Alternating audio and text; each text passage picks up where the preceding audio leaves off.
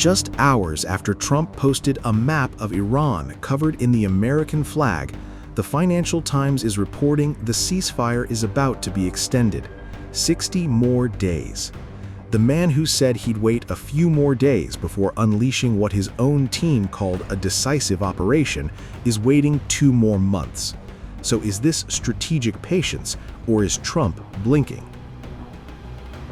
Can you speak a little bit about your post on Truth Social on Iran, and what was the decision that why you didn't attack Iran? Well, other countries have come to me and they've said we were getting ready to do a very major attack tomorrow. I put it off for a little while, hopefully maybe forever, but possibly for a little while, because we've had very big discussions with Iran, and we'll see what they amount to. I was asked by Saudi Arabia, Qatar, UAE, and some others if we could put it off for 2 or 3 days, a short period of time, because they think that they are getting very close to making a deal. And if we can do that where there's no nuclear weapon going into the hands of Iran, I think, and if they're satisfied, we will be probably satisfied also. We've informed Israel, we've informed other people in the Middle East that have been involved with us, and it's a very positive development, but we'll see whether or not it amounts to anything. We've had periods of time where we thought pretty much getting close to making a deal, and it didn't work out, but this is a little bit different. Now, we're ready going tomorrow, very big, and not something I wanted to do, but we have no choice because we cannot let Iran have a nuclear weapon. The ceasefire between the U.S. and Iran has been in place since April 8th, brokered by Pakistan after Operation Epic Fury left Iran's military severely degraded. Since then, talks have crawled.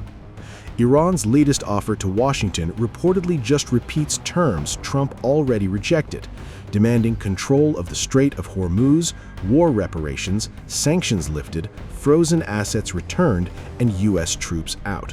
The same list, repackaged. And the Strait of Hormuz, still closed, still blocking roughly 1/5 of the world's oil and gas supply. The UN is already warning of a potential global food price crisis if it stays shut. Here's what's actually moving behind the scenes. Pakistan's army chief, Field Marshal Asim Munir, flew into Tehran this weekend and sat down with Iran's president, its foreign minister, and parliament speaker Ghalibaf, the same man who this week vowed a crushing response if Trump restarts the war, and claimed Iran has used the ceasefire to rebuild its armed forces. Meanwhile, Secretary of State Marco Rubio on Saturday called it slight progress, then hours later hinted a deal could come as soon as today. That's a wide range. Slight progress to done by Sunday is a big gap. Maybe news later today. I don't have news for you at this very moment, but there might be some news a little later today. There may not be. I hope there will be, but I'm not sure yet. The question is about the Iranian issue, and as I said, there's been some progress done, some progress made. Even as I speak to you now, there's some work being done. There is a chance that whether it's later today, tomorrow, in a couple days, we may have something to say. But this issue needs to be solved, as the President has said, one way or the other. Iran can never have a nuclear weapon. The straits need to be opened without tolls. They need to turn over their enriched uranium. They need to turn over their highly enriched uranium. We need to address that issue. We need to address the issue of enrichment. These are the President's points consistently. And his preference is always to deal with it in a diplomatic way. The President's preference is always to solve problems such as these through a negotiated diplomatic solution. That's what we're working on right now.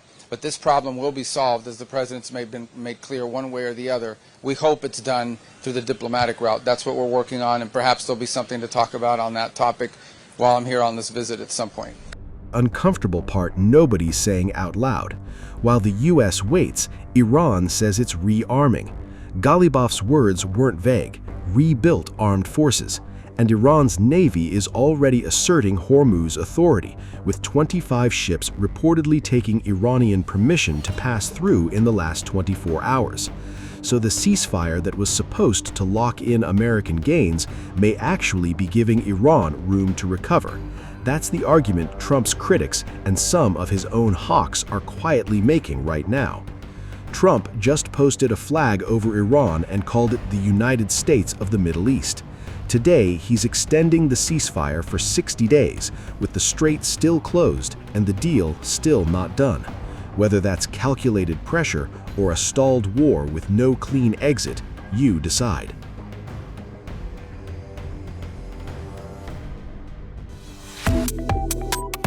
Subscribe to One India and never miss an update.